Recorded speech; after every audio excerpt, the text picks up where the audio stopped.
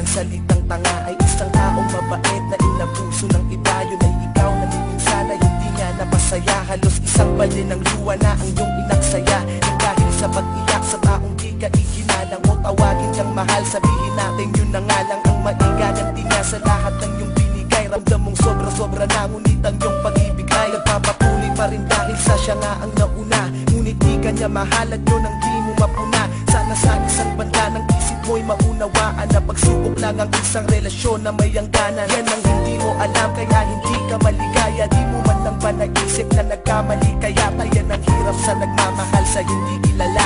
Sa halip na pangiti ay bigati ang napala.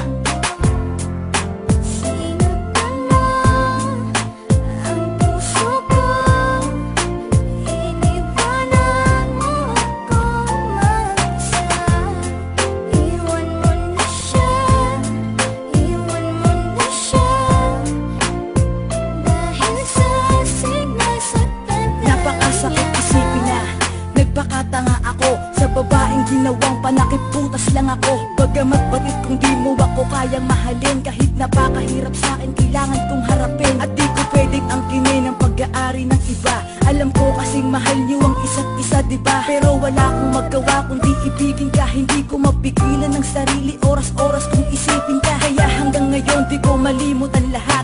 Ayoko ng gaguhang relasyon, gusto ko tapat. Takot na kasi ako na maranasan pa ulit ang pait. Konting pagtingin lang, wag mo nang pagkait. Iwanan mo na siya, nandito lang ako para sa'yo. Tuyuin na ang mga luha, ito ang aking panyo. Pangako na tanging sa'yo kahit na di ka pahanda. Dahil ramdam ko na tayong dalawa ang itinakda.